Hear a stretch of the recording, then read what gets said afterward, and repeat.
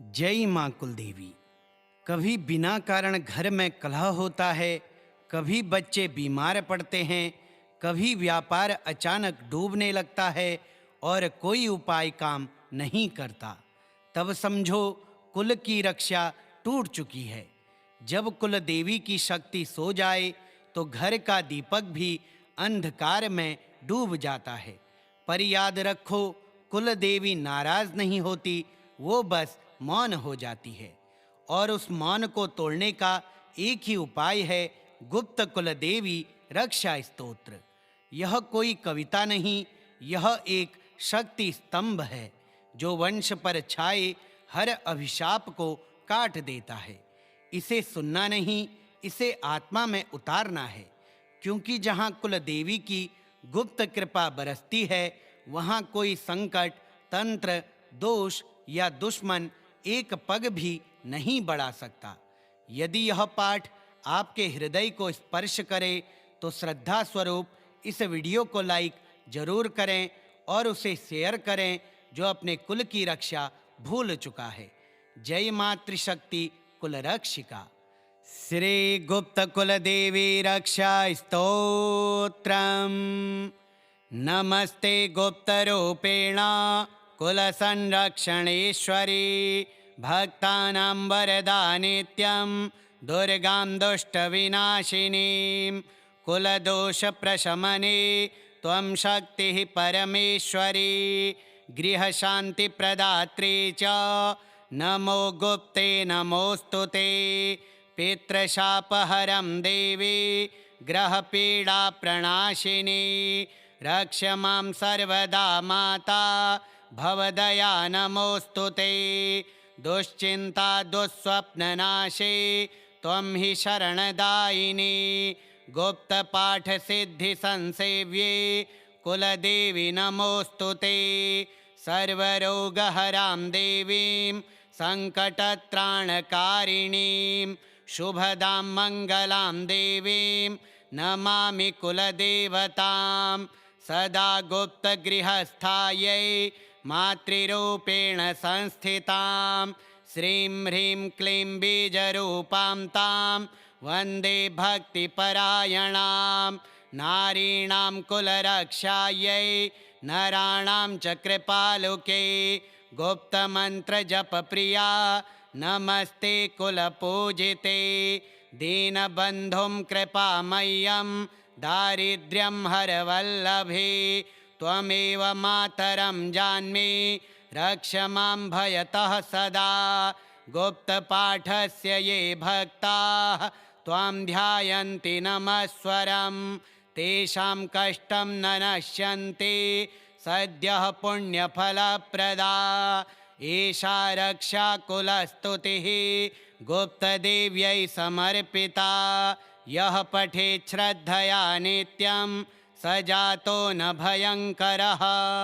नमस्ते गुप्तरूपेण कुलसंरक्षणेश्वरी, भक्तानां वरदानित्यं दुर्गां दुष्टविनाशिनीं, कुलदोषप्रशमने त्वं शक्तिः परमेश्वरी, गृहशान्तिप्रदात्री च नमो गुप्ते नमोऽस्तुते, पितृशापहरं देवी ग्रहपीडाप्रणाशिनी,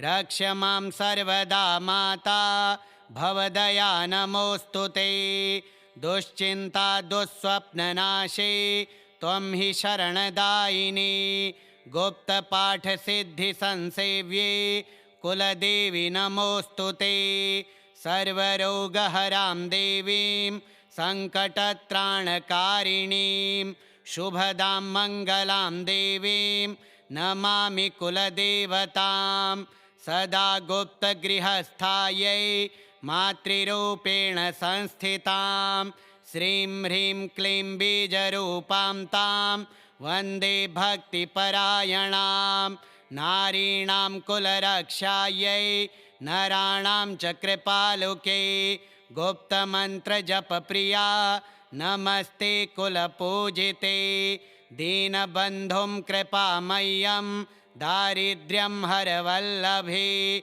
त्वमेव मातरं जान्मि, रक्ष मां भयतः सदा। गुप्तपाठस्य ये भक्ताः त्वां ध्यायन्ति नमस्वरं तेषां कष्टं न नश्यन्ति सद्यः पुण्यफलप्रदा। एषा रक्षा कुलस्तुतिः गुप्तदेव्यै समर्पिता। यः पठेत् श्रद्धया नित्यं स जातो न भयङ्करः। नमस्ते गुप्तरूपेण कुलसंरक्षणेश्वरी भक्तानां वरदा नित्यं दुर्गां दुष्टविनाशिनीं।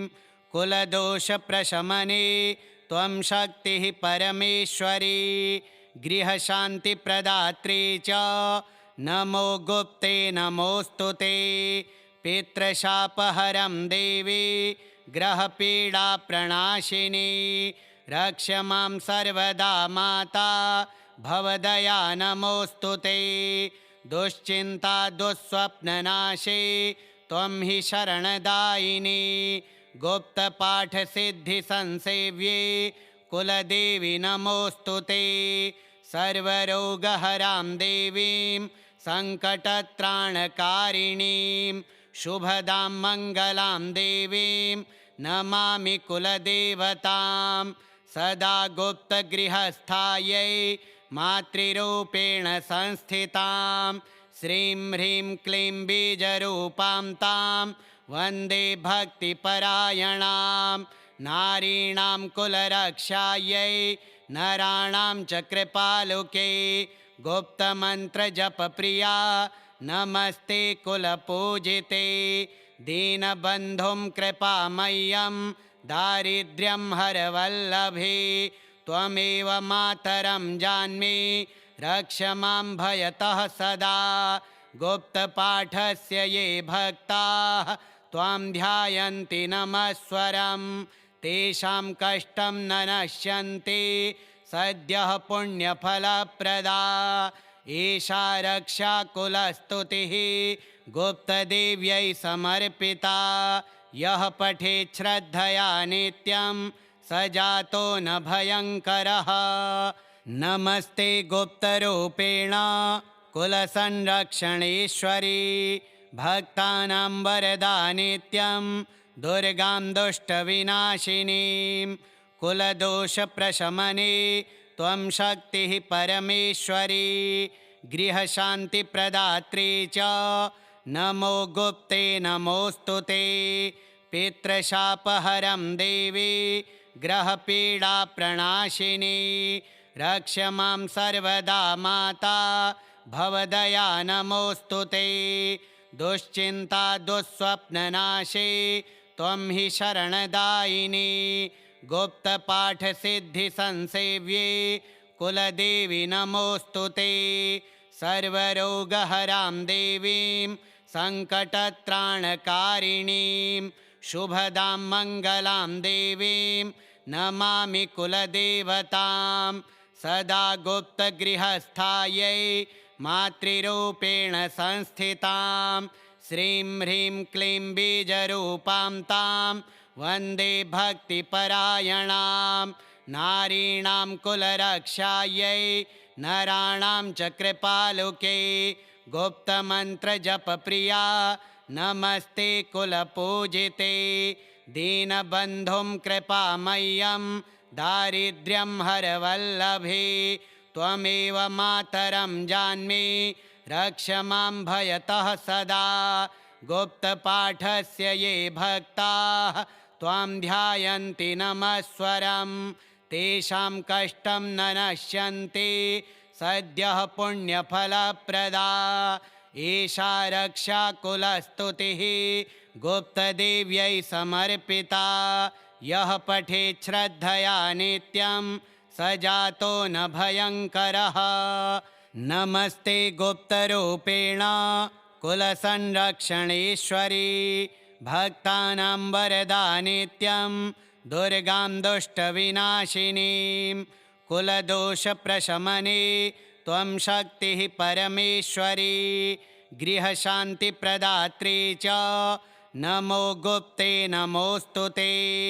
पितृशापहरं देवी ग्रहपीडाप्रणाशिनी रक्ष मां सर्वदा माता भवदया नमोऽस्तु ते दुश्चिन्ता दुःस्वप्ननाशे त्वं हि शरणदायिनी गुप्तपाठसिद्धिसंसेव्ये कुलदेवी नमोऽस्तु ते सर्वरोगहरां देवीं सङ्कटत्राणकारिणीं शुभदां मङ्गलां देवीं नमामि कुलदेवतां सदा गुप्तगृहस्थायै मातृरूपेण संस्थितां श्रीं ह्रीं क्लीं बीजरूपां तां वन्दे भक्तिपरायणां नारीणां कुलरक्षायै नराणां च कृपालुके गुप्तमन्त्रजपप्रिया नमस्ते कुलपूजिते दीनबन्धुं कृपामय्यं दारिद्र्यं हरवल्लभे त्वमेव मातरं जान्मि रक्ष मां भयतः सदा गुप्तपाठस्य ये भक्ताः त्वां ध्यायन्ति नमस्वरं तेषां कष्टं न नश्यन्ति सद्यः पुण्यफलप्रदा एषा रक्षा कुलस्तुतिः गुप्तदेव्यै समर्पिता यः पठेत् श्रद्धया नित्यं स जातो न भयङ्करः नमस्ते गुप्तरूपेण कुलसंरक्षणेश्वरी भक्तानां वरदा नित्यं दुर्गां दुष्टविनाशिनीं कुलदोषप्रशमने त्वं शक्तिः परमेश्वरी गृहशान्तिप्रदात्री च नमो गुप्ते नमोऽस्तु ते पितृशापहरं देवी ग्रहपीडाप्रणाशिनी रक्ष मां सर्वदा माता भवदया नमोऽस्तु ते दुश्चिन्ता दुःस्वप्ननाशे त्वं हि शरणदायिनी गुप्तपाठसिद्धिसंसेव्ये कुलदेवी नमोऽस्तु ते सर्वरोगहरां देवीं सङ्कटत्राणकारिणीं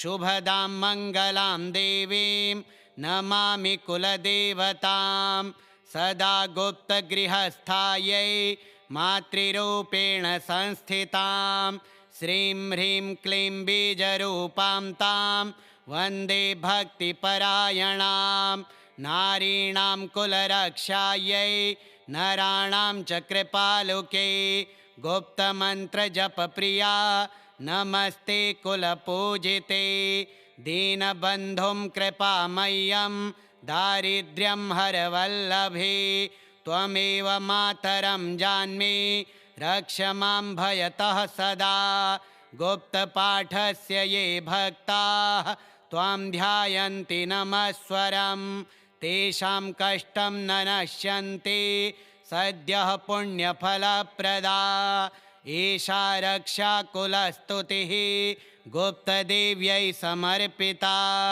यः पठेत् श्रद्धया नित्यं स जातो न भयङ्करः नमस्ते गुप्तरूपेण कुलसंरक्षणेश्वरी भक्तानां वरदा नित्यं दुर्गां दुष्टविनाशिनीं कुलदोषप्रशमने त्वं शक्तिः परमेश्वरी गृहशान्तिप्रदात्री च नमो गुप्ते नमोऽस्तु ते पितृशापहरं देवी ग्रहपीडाप्रणाशिनी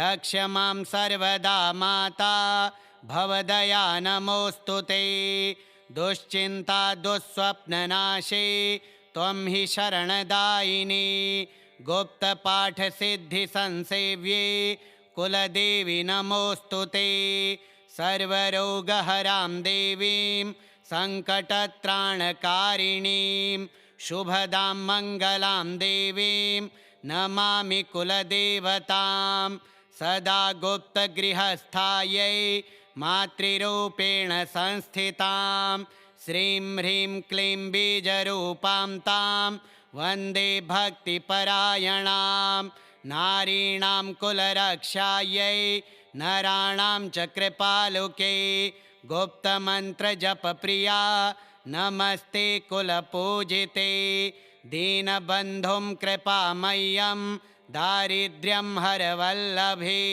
त्वमेव मातरं जान्मि रक्ष मां भयतः सदा गुप्तपाठस्य ये भक्ताः त्वां ध्यायन्ति नमस्वरं तेषां कष्टं न नश्यन्ति सद्यः पुण्यफलप्रदा एषा रक्षा कुलस्तुतिः गुप्तदेव्यै समर्पिता यः पठेत् श्रद्धया नित्यं स जातो न भयङ्करः नमस्ते गुप्तरूपेण कुलसंरक्षणेश्वरी भक्तानां वरदा नित्यं दुर्गां दुष्टविनाशिनीं कुलदोषप्रशमने त्वं शक्तिः परमेश्वरी गृहशान्तिप्रदात्री च नमो गुप्ते नमोऽस्तुते पितृशापहरं देवी